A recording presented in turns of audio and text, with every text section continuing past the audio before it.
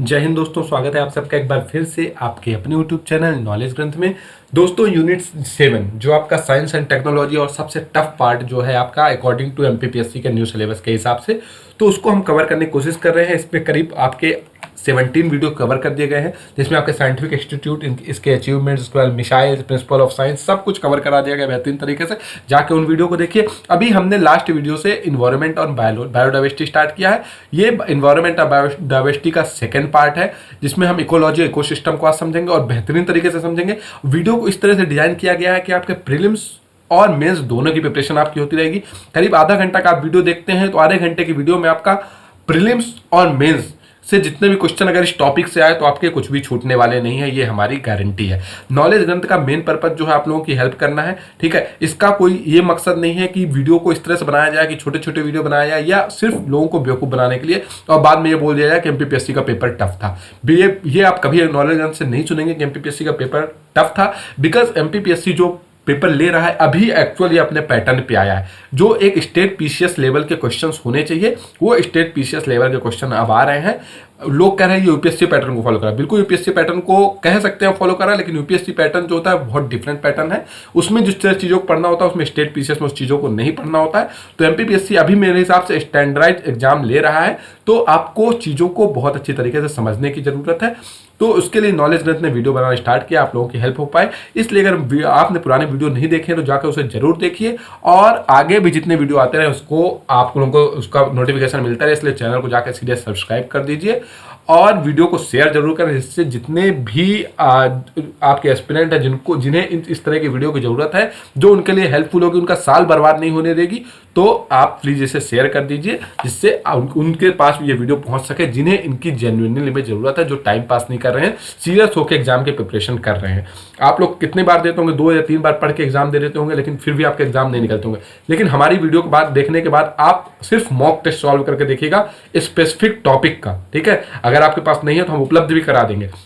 आप सॉल्व करके देखिएगा और अपने अंदर कॉन्फिडेंस देखिएगा और क्वेश्चन का लेवल देखिएगा, फिर आप बताइएगा कि नॉलेज ग्रंथ किस तरह की वीडियो बनाता है। तो चलिए अब टाइम वेस्ट नहीं करते हैं और शुरू करते हैं। चैनल को जाकर सब्सक्राइब कर दीजिए और शेयर कर दीजिए। तो हम आज पढ़ रहे हैं कंपोनेंट एनवायरनमेंट के बारे में। पिछले वीडियो हमने कंपोनेंट एनवायरनमेंट इकोलॉजी की डेफिनेशन पढ़ ली थी। तो अभी हम बात करें कि इन्वायरमेंट के कंपोनेंट में, तो इन्वायरमेंट 2 ही चीज से मिलकर बना होता है, ठीक है। एक चीज होती है अबायोटिक, एक होती है बायोटिक, ठीक है। तो बायोटिक कंपोनेंट क्या होता है? बायोटिक कंपोनेंट ऐसे सभी कंपोनेंट जो जिंदा है, जिनमें भी जान मानी जाती है, ठीक है। जैसे आपका पौधे हो गए, प्लांट्स हो गए, एनिमल्स हो गए, जानवर हो गए, पैरासाइट्स हो गए, डिकम्पोजर्स हो गए, मैन हो गए। Man is also a type of animal हम कह सकते हैं। तो डिकम्पोजर हो गए आपके जो बैक्टीरिया होते हैं, ठीक है। तो जिनमें भी जीवन है उसको बायोटिक कंपोनेंट बोलेंगे, और जिनमें जीवन नहीं है लेकिन वो चीज जीने के लिए बहुत जरूरी है उनको क्या बोलेंगे? अबायोटिक। जैसे कि आपका एनर्जी, सूरज की एनर्जी हो गई, हवा हो गई, रेडिएशन, हीट फ्लो, या वाटर पीने का पानी, या सॉइल, ठीक है, मिट्टी, हवा सांस लेने के लिए हवा, इनमें तो जीवन नहीं होता है लेकिन ये जीवन के जीने के लिए बहुत जरूरी है। इनके बिना जीवन जीना असंभव है। तो इन्हीं 2 चीजों से मिलकर बनता है। एक तो जो आपको जीने के लिए एनवायरनमेंट दे रहे हैं, जीने के लिए आपको चीजें दे रहे हैं, ठीक है, जिन चीजों की जरूरत है, और दूसरा जो चीज इन चीजों को यूज करें। इन्हीं 2 चीज से मिलकर बनेगा एनवायरनमेंट। तो एक कंपोनेंट होगा बायोटिक जिसमें जीवन है, एक अबायोटिक जिसमें जीवन नहीं है। आप लोगों ने अगर इसको सही से समझे तो सजीव और निर्जीव वस्तु आप समझ सकते हैं, ठीक है। लेकिन ऐसी एनवायरनमेंट में वही चीजें सजीव निर्जीव होती है जो एक दूसरे से रिलेशन में है और जिनके बिना जिंदगी नहीं चल सकती है, ठीक है। अब आप कुर्सी और टेबल बोलने लगे कि निर्जीव है, वो भी जरूरी है, तो ऐसा नहीं है, ठीक है। तो एनवायरनमेंट के पर्सपेक्टिव में आपको समझाने के लिए सजीव निर्जीव बोल दे रहा हूँ कि बायोटिक जो हो गया वो सजीव जिसमें जीवन है, और अबायोटिक जिसमें निर्जीव जिसमें जीवन नहीं है, ठीक है। लेकिन एक दूसरे के बिना ये रह नहीं सकते, सिंपल ये है। तो इसमें जो बोलने का मतलब है, relationship and interaction between organism and environment are highly complex. No organism can live alone without interacting with other organism, so other organism has a part of environment, each environment which we interact or which we need our sustenance form of environment। ठीक है, environment को अगर आप पढ़ रहे हैं ना तो सबसे पहले आपको एग्जाम्पल्स को समझना होगा। एग्जाम्पल्स अगर आप समझ गए तो पूरी चीजें समझ जाएंगे, ठीक है। जो भी ये चीज कह रहा है आपको इतना पढ़ने की जरूरत नहीं, मैं आपको समझा दे रहा हूँ, उस चीज को बस ध्यान में आप रख लीजिए। हम ह्यूमन बींग का एग्जाम्पल ले लेते हैं, ठीक है। ह्यूमन बींग का एग्जाम्पल ले लेते हैं। तो एक ह्यूमन बींग को जीने के लिए क्या चाहिए? तो ह्यूमन जो हो गया वो आपका बायोटिक कंपोनेंट हो गया। क्या हो गया? बायोटिक कंपोनेंट हो गया। और एक ह्यूमन बींग को जीने के लिए क्या चाहिए? हवा चाहिए, पानी चाहिए, सूर्य की एनर्जी चाहिए, ठीक ठीक है, ये सब चीज, तो ये क्या हो गई, अबायोटिक कंपोनेंट हो गए। उसके अलावा ह्यूमंस को क्या चाहिए, उसके अलावा ह्यूमंस को चाहिए, खाना चाहिए, क्या चाहिए, फूड चाहिए। ठीक है, क्या चाहिए, फूड चाहिए। फूड के अलावा क्या चाहिए, फूड में आपका सब्जियां चाहिए, फल चाहिए, अनाज चाहिए। ये चीजें कहाँ से आई, तो ये चीजें भी ये ह्यूमन बीइंग के लिए क्या काम करे, इन्वायरमेंट का काम करे। एक तो जिससे ह्यूमन घिरा हुआ है, जैसे आपका हवा हो गया, पानी हो गया, जिससे इंसान घिरा हुआ है, एक तो वो इन्वायरमेंट उसके लिए हो गया। लेकिन जिस चीज को वो खा रहा है वो चीज भी उसके लिए इन्वायरमेंट का काम करेंगी, क्योंकि वो भी चीज उतनी ही जरूरी उसके लिए है जितनी आपकी हवा और पानी। अगर आप खाना नहीं खाएंगे, आप 7-8 दिन में से ज्यादा जिंदा नहीं रह सकते। तो यही चीज बोल रहा है कि हर ऑर्गेनिज्म, मतलब एक ऑर्गेनिज्म आपका, पेड़ जो है, ठीक है, पेड़ के ऊपर डिपेंडेंट है इंसान। ठीक है, इंसान के ऊपर डिपेंडेंट है जो इंसान को खाते हैं। ठीक है, जैसे कि आपके जानवर हो गए जो मांसाहारी जानवर, उसके अलावा आपका जो आदमी मर जाता है तो जो आपके बैक्टीरिया होते हैं वो उस पर डिपेंडेंट है। ठीक है, उन जानवरों को मरने के बाद भी वो उनको कोई खाता होगा। ठीक है, तो एक साइकिल बन जाती है। तो एक जो कंपोनेंट है, एक ऑर्गेनिज्म जो है दूसरे ऑर्गेनिज्म पे डिपेंड करता है, यही सिंपल चीज ये बोल रहा है। ठीक है, एक दूसरे के बिना किसी जिंदगी नहीं जिया जा सकती है। ठीक है, जैसे कि आपका ह्यूमन, अगर पेड़ पौधे नहीं होंगे, अनाज नहीं होगा तो वो मर जाएगा। ठीक है, अगर इंसान मर गया तो इंसान को खाने वाले जो जानवर हैं वो मर जाएंगे। तो एक दूसरे पे डिपेंडेंट है। ठीक है, अब अगर हम बात करें लेवल और organism in organisation in ecology, ecology में ऑर्गेनाइजेशन का क्या लेवल हमने बनाया है। ठीक है, तो इकोलॉजी में ऑर्गेनाइजेशन का क्या लेवल हमने बनाया है। तो इकोलॉजी का क्या मतलब, इकोलॉजी का डेफिनेशन हमने पढ़ा था कि इंसान का अपने आसपास के इन्वायरमेंट से जो रिलेशन है वही इकोलॉजी है। ठीक है, इंसान का अपने आसपास के इन्वायरमेंट से जो रिलेशन है, क्या आपका साइंटिफिक रिलेशन जो है वही आपकी इकोलॉजी है। ठीक है, तो इसमें लेवल में डिवाइड किया गया है। तो ये क्वेश्चन आपसे बहुत बार पूछा था, इसलिए वेरी मोस्ट इंपॉर्टेंट, कितने टाइप के लेवल्स हैं। ठीक है, तो इकोलॉजी का पहले इकोलॉजी डेफिनेशन समझ लेते हैं। Ecology is a science that studies the interdependent, mutually reactive and interconnected relationship between the organism and their physical environment on the one hand and among the organism on the other hand. Simple ecology की definition ये आपका बोल रहा है कि ecology एक वैसी science है, ठीक है, वो एक विज्ञान है जिसकी पढ़ाई की जाती है। उस पढ़ाई में हम क्या बात करते हैं, उस पढ़ाई में बात करते हैं कि कौन किस पे डिपेंडेंट है, उनके बीच क्या म्यूचुअल, मतलब उनके बीच क्या परस्पर रिलेशनशिप है, और कैसे वो एक दूसरे से इंटरकनेक्टेड है। ठीक है, और उनका फिजिकल इन्वायरमेंट से क्या रिलेशन है और एक दूसरे ऑर्गेनिज्म से क्या रिलेशन है। सिंपल अगर समझे तो एक ह्यूमन है। ठीक है, तो इकोलॉजी का डिफिनेशन हम समझेंगे ह्यूमन के केस में, तो ह्यूमन अगर है तो ह्यूमन क्या है, ह्यूमन किस किस चीज पे डिपेंडेंट है। ठीक है, जैसे आपका हवा पे डिपेंडेंट है, पानी पे डिपेंडेंट है, खाने पे डिपेंडेंट है। ठीक है, और दूसरा किसके साथ डिपेंडेंट है, वो जानवरों के साथ भी किसी तरह से डिपेंडेंट है। ठीक है, उसके अलावा फिजिकल इन्वायरमेंट में यही आ गया, आपका हवा हो गया, पानी हो गया, फूड हो गया, ये फिजिकल इन्वायरमेंट है। ठीक है, उसके अलावा दूसरे ऑर्गेनिज्म पे भी डिपेंडेंट है। दूसरा ऑर्गेनिज्म मतलब अगर ये ह्यूमन मरेगा नहीं तो बैक्टीरिया लोग क्या खाएंगे, मतलब बैक्टीरिया जो है आपका डेट्रीबोरस जो होते हैं वो क्या खाएंगे, या जो ह्यूमन को खा के जिंदा रहते हैं वो जानवर वो क्या खाएंगे। ठीक है, तो यही बोल रहा है, यही इकोलॉजी है, जो रिलेशन है इनके बीच का, यही इकोलॉजी है। Ecology not only deals with the study of the relationship of the individual organism with the environment but also the study of population, community, ecosystem, biome and biosphere as whole. ये बोल रहा है कि एक ecology जो है एक single इंसान के बारे में, या इंडिविजुअल ऑर्गेनिज्म, मतलब एक सिर्फ एक आप जीवन का पहलू, मतलब एक जीवन का कोई आप ये ले लीजिए, आप ह्यूमन का ले लीजिए, तो सिर्फ ह्यूमन के बारे में पढ़ना इकोलॉजी नहीं है, उसके अलावा बहुत सारी चीजें हैं जिनके बारे में पढ़ा जाएगा इकोलॉजी में। तो उन्हीं को हमने लेवल में डिवाइड कर दिया। तो इस तरह से टोटल हमने 6 लेवल में डिवाइड किया इकोलॉजी को। वेरी मोस्ट इंपॉर्टेंट इकोलॉजी को हमने 6 आपके लेवल में डिवाइड किया है। फर्स्ट लेवल आपका इंडिविजुअल है, सेकंड उससे बड़ा लेवल पॉपुलेशन है, उससे भी बड़ा लेवल कम्युनिटी है, उससे बड़ा लेवल इकोसिस्टम है, और उससे भी बड़ा लेवल बायोम है, और सबसे बड़ा बायोस्फीयर है। तो सबसे छोटा आप ध्यान रखिएगा इसमें, सबसे छोटा आपका सबसे स्मॉल जो है आपका वो आपका इंडिविजुअल है, और सबसे बड़ा जो है आपका, ठीक है, सबसे बिग जो है बायोस्फीयर है। तो टोटल 6 हैं, इसको आपको ध्यान रखना है। इसमें से पूछ लेगा कौन सा आपका इकोलॉजी का लेवल नहीं है। ठीक है, तो इसमें से आपको ध्यान रखना है कि आपका इंडिविजुअल मतलब एक इंसान, जिसमें एक फिश दिखाई है, बहुत सारी फिश हो गई तो वो आपकी पॉपुलेशन हो गई, ठीक है। उस फिश के साथ उसका एनवायरनमेंट हो गया तो वो कम्युनिटी हो गई। फिर जिस चीज़ पे डिपेंड करे, जिस चीज़ में रह रही है वो इकोसिस्टम हो गया, उससे बड़ा बायोम हो गया, और पूरा सब कुछ मिलाया जाए तो बायोस्फीयर। चलिए इसको डिफिनेशन में हम समझेंगे धीरे धीरे, बट आपको ये 6 चीज़ ध्यान रखनी। तो अगर इंडिविजुअल की बात करें, इंडिविजुअल से हमारा क्या मतलब? The organism is an individual living being that has the ability to act और function independently. It may be plant, animal, bacterium या फंगी, ठीक है। मतलब ये बोल रहा है इंडिविजुअल का मतलब एक ह्यूमन, इंडिविजुअल का मतलब एक ह्यूमन नहीं, ह्यूमन की एक कम्युनिटी, ठीक है। बहुत सारे एक इंसान आप समझ लीजिए, एक मैन समझ लीजिए। तो एक मैन जो है, एक इंसान जो है, वो अगर, ठीक है, अगर जिंदगी जी सकता है इंडिपेंडेंटली तो उसको क्या कहेगा? इंडिविजुअल कहा जाएगा, ठीक है।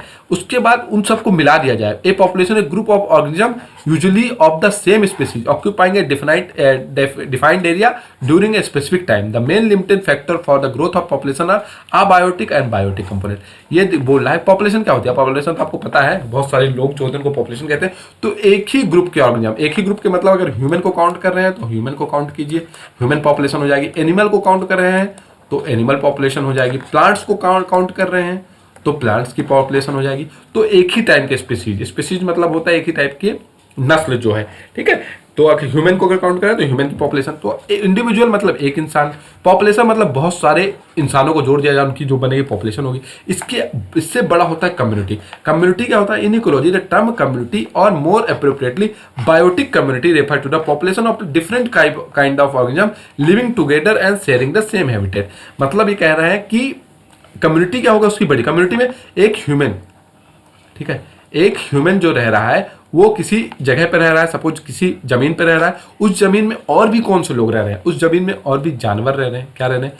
आपके प्लांट्स रह रहे हैं, ठीक है, आपके प्लांट्स रह रहे हैं, एनिमल्स रह रहे हैं, ठीक है, या उसमें बहुत सारी आपकी एनिमल्स रह रहे हैं, प्लांट्स रह रहे हैं, या आपका छोटे छोटे डेट्रीवोरस जो होते हैं, डेट्रीवोरस जो आपके बैक्टीरिया, ये सब भी रह रहे हैं। तो इन सबको और मिला दिया जाए। सिंगल इंसान, इंडिविजुअल, बहुत सारे इंसान, पॉपुलेशन, इनके साथ और लोग, कम्युनिटी हो गई। मतलब आपके जानवर रह रहे हैं, जानवरों के साथ आपके मुर्गे रह रहे हैं, एनिमल्स, बहुत सारी चीज़ें रह रही हैं, बर्ड्स रह रही हैं। तो उन सबको अगर मिला दिया तो वो कम्युनिटी हो गई, ठीक है। और उसके the characteristic pattern of community is term as the structure of the community and determine member. किससे डिपेंड करता है? कैरेक्टरिस्टिक जो है आपकी कम्युनिटी की, कैसे? The role played by its various population, the range of its various population, the type of area that is inhabited by the population of the community, the diversity of the species in the community, और the interaction between the various population of the community in inhabited area। ये आपको समझना नहीं, but मैं आपको समझा दे रहा हूँ, याद करने की जरूरत नहीं मतलब आपको, ठीक है। ये कह रहा है कि आपका जो कम्युनिटी है, ठीक है, उसका पैटर्न क्या है, स्ट्रक्चर क्या है, तो वो क्या रोल प्ले कर रहा है, ठीक है। एक वेरियस पॉपुलेशन, उसका रोल क्या है, उसकी रेंज क्या है, ठीक है, वो कितना दूर तक जा सकता है, क्या उसकी रेंज है वेरियस पॉपुलेशन की। टाइप ऑफ एरिया, किस टाइप के एरिया में रह रहा है, तालाब में रह रहा है, जमीन में रह रहा है, ठीक है। डाइवर्सिटी ऑफ स्पीसीज, कितने टाइप की स्पीसीज हैं उसमें। एक ही स्पीसीज में बहुत सारी स्पीसीज हो जाती हैं, ठीक है। जैसे आपको पता है कि एनिमल में तो सब हम आ जाते हैं ना, उसमें भी स्पीसीज में आप देखिए ना बहुत सारी स्पीसीज आ जाएंगी। जैसे कि आपकी कार्निवोरस आ जाएगा, हार्बीवोरस आ जाएगा, ओमनी हो जाएगा। कार्निवोरस मतलब जो चीज़ जानवर खाते हैं, हार्बीवोरस जो लोग फल पौधे खाते हैं, ओमनीवोरस जो दोनों खाते हैं। उसमें बहुत सारी स्पीसीज हो गई। उसके बीच जो इंट्रैक्शन है आपका डिफरेंट कम्युनिटी का, वो भी दिखाता है उसकी कम्युनिटी। तो member of the community also actively interact with the environment. In a community only those plants animal survive which are adapted to a particular environment. The climate determine the type of environment, hence the type of organism is community। ये कह रहा है कि आपका जैसे कि बहुत सारे प्लांट्स हैं या बहुत सारे एनिमल्स हैं, बहुत सारे सपोज प्लांट्स आप समझ लीजिए, बहुत सारे प्लांट्स हैं। वो सपोज कोई प्लांट्स है वो ठंडी जगह पे ही रह सकता है, ठीक है, वो ठंडी जगह पे या हाइट पे ही रह सकता है, ठीक है। जैसे आपका ऊंचे प्लांट जो होते हैं, जो शंकुकार होते हैं, ठीक है, ऊंचे प्लांट जो आपके हिमालय पे या पहाड़ पे होते हैं, वो नीचे नहीं रह पाएंगे क्योंकि उस चीज़ के लिए एडाप्टेड नहीं है, वो इन्वायरमेंट उनके लिए अच्छा नहीं है। जैसे कि आप ही देखिए, आप जैसे कि आपका यहाँ जो इंसान रह रहा है, ठीक है, वो सपोज आपका 10 डिग्री सेल्सियस तक रह सकता है, ठीक है, 10 डिग्री सेल्सियस तक आराम से रह सकता है। लेकिन उसको अगर -30 डिग्री सेल्सियस पे भेज दिया जाए तो वो मर जाएगा, क्योंकि उसकी बॉडी वो इन्वायरमेंट सह नहीं पाएगी। आपकी फिश है, फिश पानी में रह रही है, उसको पानी से निकाल दीजिए, वो मर जाएगी। तो ये जो है किस चीज़ पे डिपेंड करता है कि वो किस एनवायरनमेंट में रहने के लिए अडाप्टेड, भगवान ने उसको किस एनवायरनमेंट में रहने के लिए बनाया हुआ है। ठीक है, अगर आपको मछली को पानी के बाहर निकाल देंगे तो मर जाएगा, शेर को अगर जमीन से रखे पानी के अंदर डाल देंगे 2 दिन 3 दिन तो मर जाएंगे ना। तो यही बोल रहा है कि ये किस पे डिपेंड करता है कि वो किस इन्वायरमेंट में रह रहे हैं। ठीक है, उसके आगे अगर हम बढ़े द एग्जाम्पल की अगर बात करें तो climate of the area, it is the climate of the area which determine whether a given area become a desert or forest. Community created by humans such as lawn or crop community are such man-made community or crop community. Man-made community are very usual and require a great deal of care and constant manipulation of maintenance. इतना आपको समझने की जरूरत नहीं है ये slide की। ठीक है, थोड़ा डीप में जाना पड़ेगा, इसमें इतना जरूरी नहीं है। अब हम बात करें टाइप ऑफ कम्युनिटी की। ठीक है, अभी हम कम्युनिटी के बारे में बात करें, इंडिविजुअल के बारे में बात की, पॉपुलेशन के बारे में उतना पढ़ना नहीं, लेकिन टाइप ऑफ कम्युनिटी के बारे में थोड़ा सा हमको बात करनी पड़ जाती है। तो कम्युनिटी को हम साइज और degree of relative independence community के बेस पे डिवाइड करते हैं। ठीक है, किस पे बेस पे कि कितना बड़ी कम्युनिटी है या उसकी इंडिपेंडेंस, वो कितनी इंडिपेंडेंस है। ठीक है, उस पर डिवाइड करते हैं। तो उसमें 2 चीज़ आएगी, आपका एक मेजर कम्युनिटी होती है, एक माइनर कम्युनिटी होती है। ठीक है, मेजर कम्युनिटी में क्या होगा, these are large size well organised and relatively independent, they depend only on the sun's energy from outside and are independent of the inputs and the output from the adjacent communities. Simple major community वो चीज़ होती है जो ज़्यादा चीज़ पे depend नहीं करती, वो ना डिग्री ऑफ रिलेटिव इंडिपेंडेंस। आपका पौधे जो होते हैं, प्लांट्स, ठीक है, प्लांट्स किस पे डिपेंड करते हैं, आप पर डिपेंड करते हैं, बिल्कुल डिपेंड नहीं करते। किस पे डिपेंड करते हैं, आपका उनको सन एनर्जी मिलनी चाहिए, सन एनर्जी मिलनी चाहिए, और उनका जो आपका मिनरल्स होते हैं वो मिल जाते हैं आपको ज़मीन के अंदर से, सॉइल से, वो आप पे डिपेंडेंट नहीं रहते। तो ये मेजर कम्युनिटी में आ जाते हैं। ठीक है, जैसे आपका ट्रॉपिकल एवरग्रीन फॉरेस्ट इन नॉर्थ ईस्ट में जो फॉरेस्ट है एवरग्रीन हमेशा हरे रहते हैं, उनको क्या चाहिए, आपको सन बस चाहिए, सन एनर्जी अगर मिल रहा है और उनको मिनरल्स तो मिल ही जाएंगे, तो वो आपका मेजर कम्युनिटी हो गई। माइनर कम्युनिटी क्या होती है, they are dependent on neighboring community and are often called societies. They are secondary aggregation within a major community and are not therefore completely independent unit as far as energy and nutrient dynamics are concerned. A mat of lichen or cow dung pad. ठीक है, तो ये बोल रहा है कि minor community क्या होती है, माइनर कम्युनिटी होती है कि जो आपकी मेजर कम्युनिटी पे डिपेंड करती हैं। ठीक है, जैसे हम भी अगर देखें, ठीक है, हम भी अगर देखें इंसान को भी, तो वो माइनर कम्युनिटी है। तो माइनर कम्युनिटी है वो प्लांट्स पे डिपेंड करता है। ठीक है, प्लांट्स पे सबसे ज़्यादा डिपेंड करता है। ठीक है, तो ये हो गया माइनर कम्युनिटी, क्योंकि वो मेजर कम्युनिटी में जो चीज़ें उस पर डिपेंड कर रहा है, जो चीज़ें अपने आप खाना बना सकती हैं, उन्हें किसी की ज़रूरत नहीं है, वो मेजर कम्युनिटी। जो उन चीज़ पे डिपेंड कर रही हैं, जो अपने आप खाना बना सकती है, वो माइनर कम्युनिटी होती है। सिंपल आपको समझना जो था कि कम्युनिटी को भी 2 टाइप से डिवाइड किया गया कि साइज के हिसाब से और डिग्री ऑफ कितना वो एक दूसरे पे डिपेंडेंट है, इसके हिसाब से। ठीक है, चलिए आगे समझते हैं। अगर हम बात करें इकोसिस्टम की, वेरी मोस्ट इंपॉर्टेंट, अब हम बात कर रहे हैं इकोसिस्टम। इकोसिस्टम क्या है? An ecosystem is defined as a structural और functional unit of the biosphere consisting of a community of living being and the physical environment both interacting and exchanging material between them. ठीक है, अब हम आ गए ecosystem पे। हमने अभी तक क्या क्या पढ़ लिया, ठीक है, आपको दिखा देते हैं थोड़ा सा। ठीक है, हमने इंडिविजुअल पढ़ लिया, इसमें ज़्यादा पढ़ने की जरूरत नहीं, एक सिंगल इंसान। पॉपुलेशन हमने पढ़ लिया, कम्युनिटी हमने पढ़ लिया, कम्युनिटी मतलब और भी लोग जो इंसान के साथ या पॉपुलेशन के साथ रह रहे हैं, और ये 2 टाइप की होती है, माइनर और मेजर। बस इस 4 आपको देखना। अब चौथा आ गया इकोसिस्टम। ठीक है, तो हम पढ़ेंगे क्या, ecosystem. Ecosystem is defined as structural and functional unit of the biosphere consisting of the community of the living being and are physical environment both interacting and exchanging material between them. मतलब आपका structural and functional unit, structural and functional unit जैसे कि आपका एक pond हो गया, क्या हो गया, तालाब हो गया। ठीक है, इस पे जो मछलियाँ हैं इस पे डिपेंड कर रह रही हैं। ठीक है, मछलियों की कम्युनिटी इस पे रह रही है। आपका उसके बाद एल्गी जो होती हैं, ठीक है, एल्गी जो होती हैं, ठीक है, वो इसके अंदर रह रही हैं। रीफ्स जो होती हैं वो इसके अंदर रह रही हैं। तो इसका फंक्शनल यूनिट क्या हो गया, तो एक तालाब जो है वो एक इकोसिस्टम हो गया। क्या हो गया, एक तालाब जो है इकोसिस्टम हो गया। या फॉरेस्ट, आपका जंगल जो है वो भी एक इकोसिस्टम हो गया। ठीक है, हर चीज़ें को इकोसिस्टम होगी अगर उस पर कोई चीज़ डिपेंड होके उस पर रह रही है। तो अगर कोई कम्युनिटी किसी चीज़ पे रह पा रही है डिपेंड, तो उस वो जिस चीज़ पे रह रही है वो इकोसिस्टम कहेंगे। सिंपल अगर समझे तो पॉन्ड से समझ लीजिए, एक तालाब। तो एक तालाब एक इकोसिस्टम है जिसमें बहुत सारी मछलियों को, बहुत सारा एल्गी को और बहुत सारा आपका और भी जो जानवर रहते हैं जैसे आपका मगरमच्छ रहता है, उनको खाना मिलता है, उनको जिंदगी जीने के लिए मिलती है, जरूरी है, तो उसको हम क्या कहेंगे, इकोसिस्टम। तो इकोसिस्टम को डिफरेंशियल तो स्ट्रक्चर और फंक्शनल यूनिट, मतलब ये फंक्शनल यूनिट है जो आपका कम्युनिटी जिसपे आपकी रह रही है अपने एनवायरमेंट के साथ में, ठीक है। तो the term ecosystem was coined by A G Tansley, नाम था इनका, इनको 1935 में इन्होंने आपका ये ढूंढा था। 1869 में आपका इन्वायरमेंट ढूंढा गया था, ठीक है, वर्ड जो था। और इन्वायरमेंट वर्ड का किस चीज से बना था आप हमें कमेंट सेक्शन में बताइए, उसको पिछले वीडियो में कवर किया गया है, इससे आपका रिवीजन भी होगा। The term ecosystem was coined by A G Tansley in 1935 and ecosystem is a functional unit of the nature encompassing complex interaction between its biotic living and abiotic living component. जैसे ही देखिए एग्जांपल दिया pond का, ठीक है, तो तालाब भी आपका एक क्या है, तालाब भी आपका इकोसिस्टम है। क्यों इकोसिस्टम है? क्योंकि आपका उसके अंदर जो जानवर रह रहे हैं वो तो एबायोटिक है, माफ कीजिएगा, जो उसके ऊपर अंदर जानवर रहे हैं वो बायोटिक है, ठीक है। और उनको लिए एबायोटिक चीजें जो चाहिए, मतलब उनके लिए इन्वायरमेंट जो चाहिए, उनको पीने के लिए पानी चाहिए, मतलब उनको पानी, वो पानी में ही रह पाते हैं तो उनको पानी चाहिए। पानी के अलावा उन मछलियों को खाने के लिए छोटे छोटे जो आपके कीड़े मकोड़े होते हैं वो मिलेगा, उसमें पॉन्ड पे ही मिलेगा। या आपका मगरमच्छ जो होगा उसको उनको खाने के लिए मछलियाँ या जानवर कहाँ से मिलेंगे, अंदर ही मिलेंगे। तो पॉन्ड भी एक क्या हो गई, आपकी यूनिट हो गई, ठीक है। पॉन्ड भी क्या हो गई, आपकी इकोसिस्टम हो गया।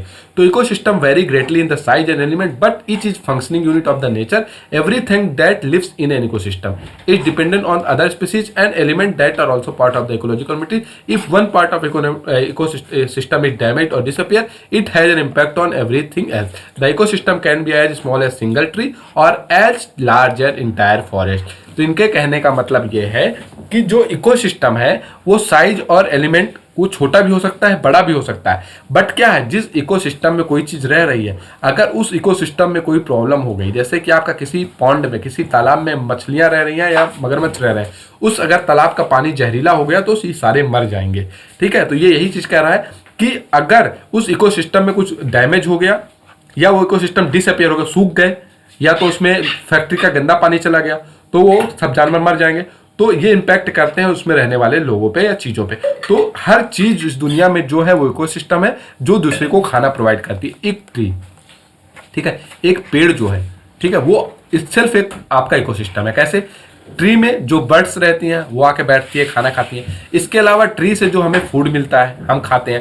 ट्री जो हमें ऑक्सीजन देती है, ठीक है, जिसके बिना हम रह नहीं पाते, तो ट्री भी एक इकोसिस्टम है, ठीक है। तो इकोसिस्टम का आप कहते हैं मतलब फंक्शनल यूनिट, कोई भी चीज एक इकोसिस्टम है, कोई भी चीज जिसपे कोई चीज डिपेंड है वो उसके लिए इकोसिस्टम का काम करता है, ठीक है। उसके बाद बात करें कंपोनेंट ऑफ इकोसिस्टम, इकोसिस्टम के कंपोनेंट की, तो इसमें दो सिस्टम बता दिए मैंने आपको, अबायोटिक कंपोनेंट और बायोटिक। तो अबायोटिक कंपोनेंट की बात करें तो abiotic component can be grouped into the following 3 categories, ठीक है, समझाने के लिए आपको, जिससे आपको और अच्छे समझ में आए।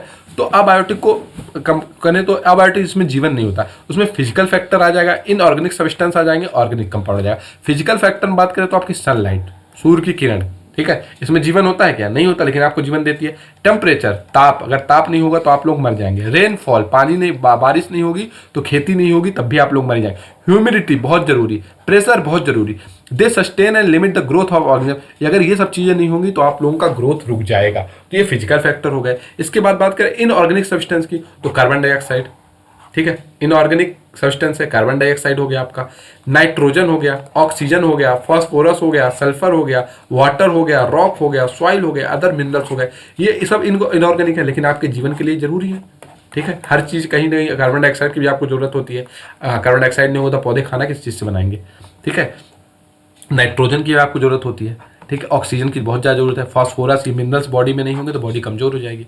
पानी, पत्थर, सब चीज़ की जरूरत है। उसके बाद ऑर्गेनिक कंपोनेंट्स, जिसमें आपका कार्बोहाइड्रेट्स, प्रोटीन, लिपिड्स और ह्यूमिक सब्सटेंस जो हो गए। कार्बोहाइड्रेट नहीं होगा तो हमें एनर्जी नहीं मिलेगी, प्रोटीन नहीं होगा तो बॉडी ग्रोथ नहीं करेगी, लिपिड्स जो होते हैं, फैट्स होते हैं, वो नहीं होगा तो फिर आपका बॉडी जो है कमजोर हो जाएगा। तो ये भी आपका building block of living organism है, ठीक है। तो इनके बीच का जो संबंध हो जाता है तो इसको हम क्या कहते हैं, अबायोटिक कंपोनेंट। अबायोटिक कंपोनेंट 3 चीज में डिवाइड कर सकते हैं, फिजिकल फैक्टर में डिवाइड कर सकते हैं, इनऑर्गेनिक सब्सटेंस में डिवाइड कर सकते हैं, ऑर्गेनिक सब्सटेंस में डिवाइड कर सकते हैं। इसके बाद बात आपका आएगा बायोटिक कंपोनेंट, जिसमें भी जीवन होता है उसको बायोटिक कहते हैं। इसको भी हम 3 तरीके से डिवाइड कर सकते हैं। आपका एक तो हो गया आपका ऑटोट्रॉप्स, दूसरा हो गया कंज्यूमर और तीसरा हो गया डिकम्पोजर, ठीक है। कैसे इसको चीज को समझे अगर हम, तो ऑटोट्रॉप्स या प्रोड्यूसर, ऑटोट्रॉप्स, ऑटो मतलब होता है, आपको पता है ऑटोमेटिक क्या मतलब, जो अपने से चीज़ों को कर पाए। तो ऑटोट्रॉप्स जो अपना खाना खुद बना पाए उसको ऑटोट्रॉप्स या उसको प्रोड्यूसर भी कहते हैं। जैसे ग्रीन प्लांट अपना खाना खुद बना लेते हैं, ठीक है, किससे? फोटोसिंथेसिस से, प्रकाश संश्लेषण जो होता है।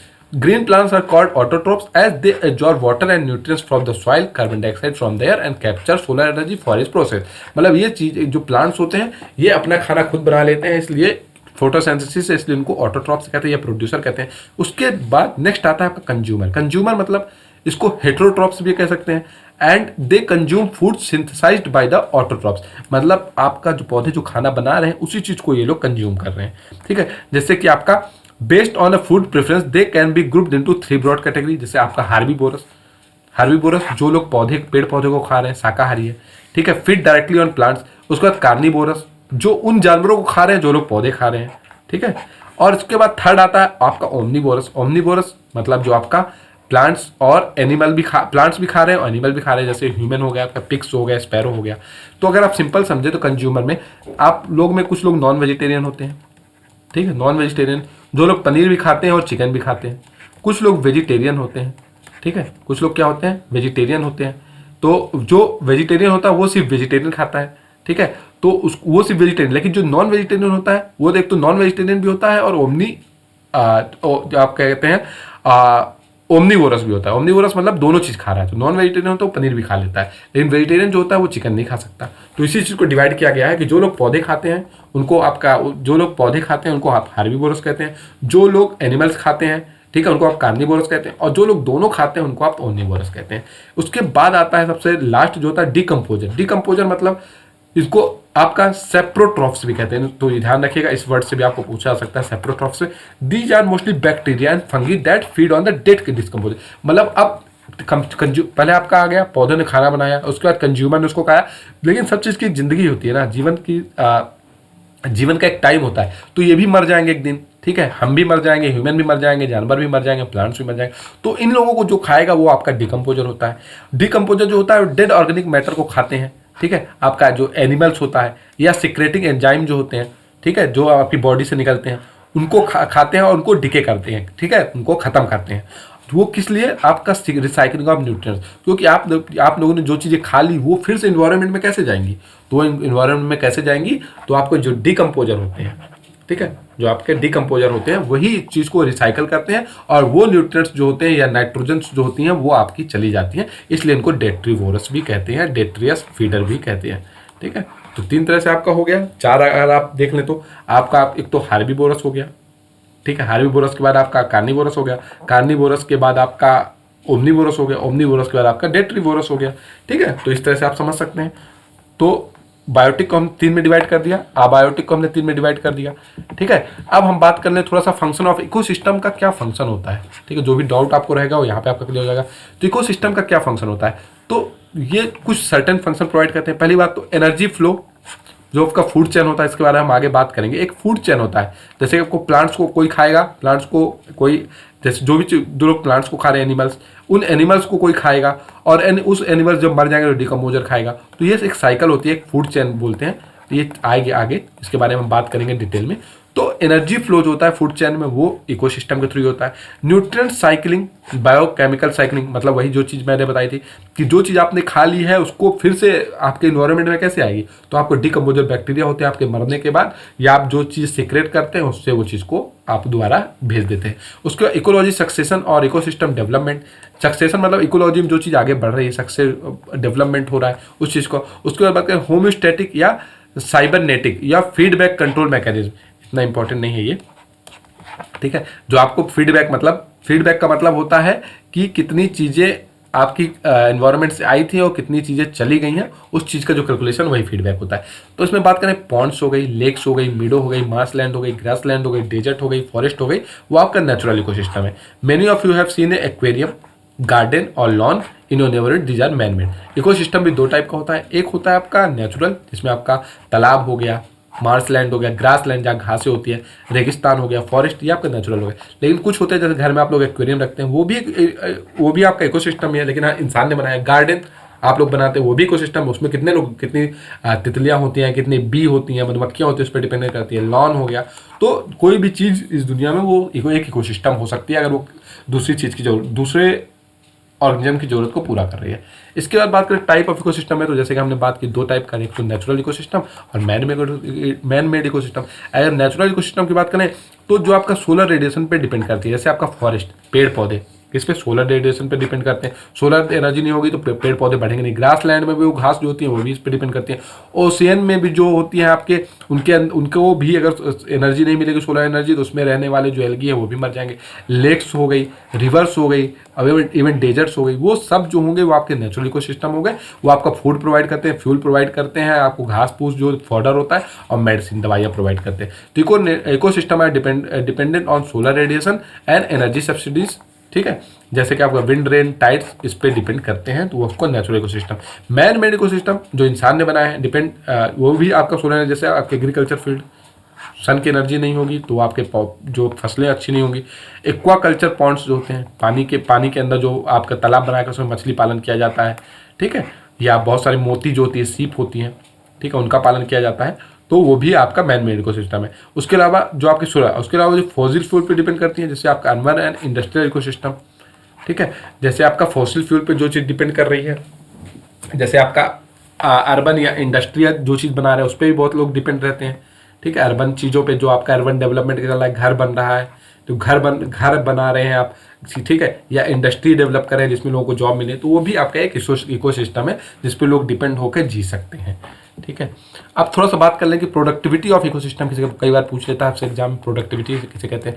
The rate of biomass production is called productivity. Biomass जिस रेट से प्रोड्यूस हो रहा है उसको क्या कहेंगे हम, productivity. The portion of fixed energy trophic level passes on the next trophic level is called the production. Productivity in ecosystem is of the two kinds, ठीक है, प्राइमरी एंड सेकेंडरी। इकोसिस्टम की प्रोडक्टिविटी की बात कर रहे हैं, trophic level हम आगे पढ़ेंगे, ठीक है, आपको टेंशन करने की जरूरत नहीं है। प्रोडक्शन का मतलब हो गया कि बायोमास जिस रेट से प्रोड्यूस हो रहा है उसे ही कहते हैं। जैसे कि आपका ग्रीन प्लांट जो होता है वो सोलर एनर्जी को फिक्स करता है, एक्यूमुलेट करता है, और ऑर्गेनिक फॉर्म में, केमिकल एनर्जी में आपका उसको बाद में कन्वर्ट करके आपको ऑक्सीजन देता है। तो ये हो गया आपका प्राइमरी प्रोडक्टिविटी, ठीक है। ग्रीन प्लांट्स जो कर रहा है वो प्राइमरी प्रोडक्टिविटी है, आप उसके बिना रह नहीं सकते, और ये लोग अपने आप पैदा कर रहे हैं, उस पर जो चीज़ें डिपेंड रहेंगी। The rate at which the heterotrophic organism resynthesize the energy yielding substance are called secondary productivity, ठीक है। इसके बाद जो और चीज़ें जो पौधे पर डिपेंड होकर उसके बाद जो प्रोडक्ट प्रोड्यूस कर रहे हैं उसको सेकेंडरी प्रोडक्टिविटी कहते हैं।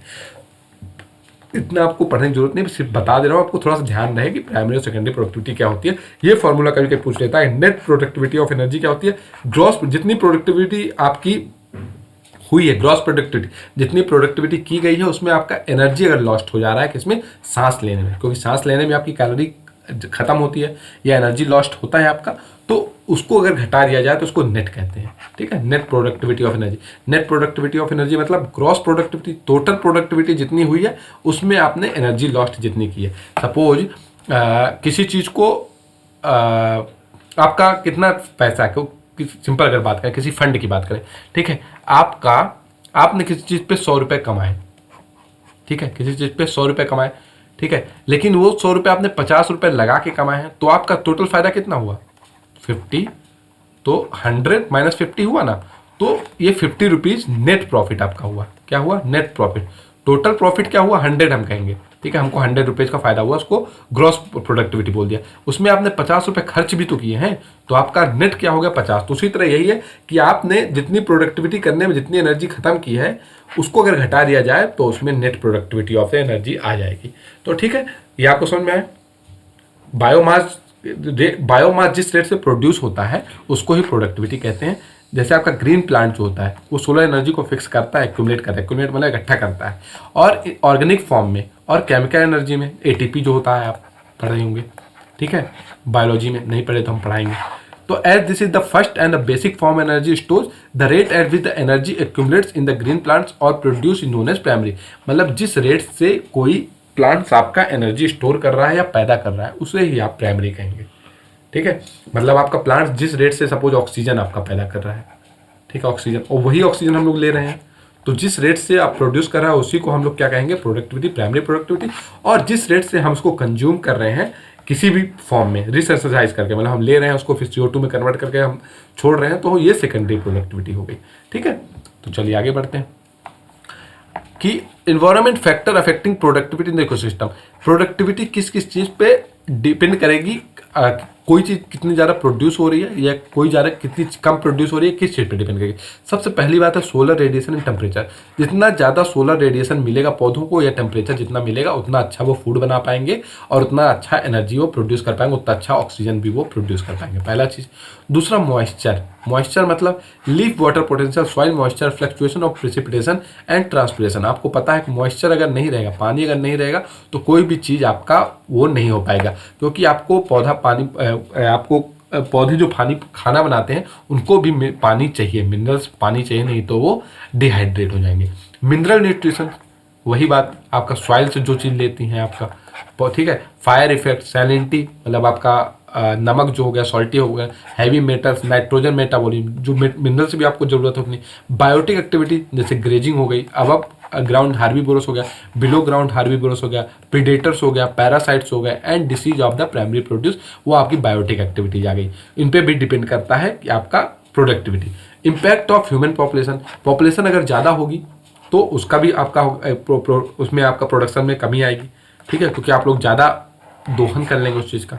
उसी तरह एक्वेटिक सिस्टम में भी आपका productivity generally limited by light, जितना अच्छा सनलाइट अंदर जाएगी उतना अच्छा फूड वो बना पाएंगे, ठीक है। इसलिए ज़्यादा अंदर तक जो होता है ना आपका, ज़्यादा एल्गी जो होती है हमेशा ज़्यादा अंदर तक नहीं होती, करीब आपकी यहाँ तक 6 मीटर तक ही होती है, सी लेवल से 6 मीटर तक ही एल्गी होती है उसी लेवल पे, उससे नीचे क्योंकि सनलाइट जा नहीं पाती इसलिए वो मर जाएंगे। इसलिए डीप ओशन में ज़्यादा जो होता है प्रोडक्टिविटी नहीं होती है, ऊपर ही प्रोडक्टिविटी होती है।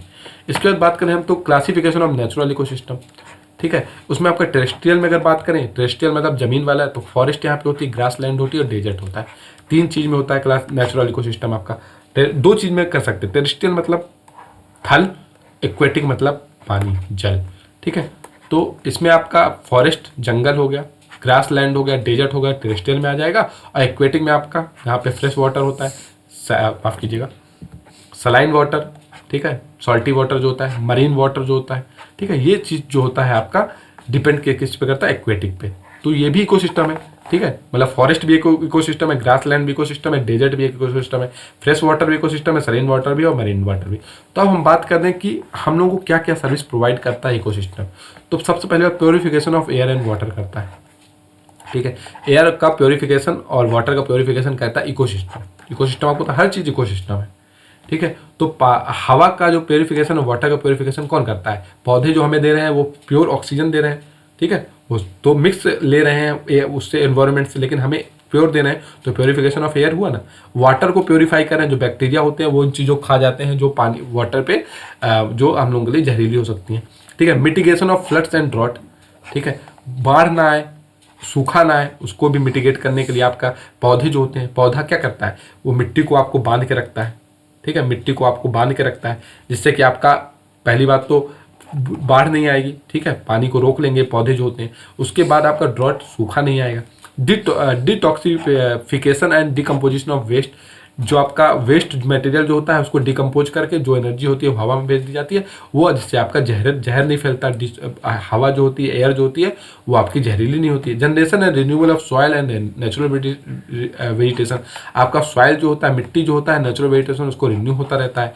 Pollination of the crops and natural vegetation, pollination मतलब आपका जो मधुमक्खियाँ या तितलियाँ होती हैं वो एक फूल से दूसरे फूल तक जाके, प्लांट से दूसरे प्लांट तक जाके पॉलिनेशन करती हैं, और पॉलिनेशन करती हैं उसी से आपका फूड बनता है।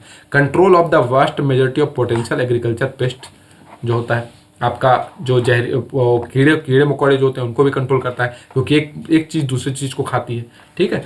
Dispersal of seeds and translocation of nutrients, nutrients को कहाँ से कहाँ पहुँचना है, कब किस बीज में पहुँचना है, वहाँ पे सबसे बड़ी बात ये आपका यही इकोसिस्टम ही करता है।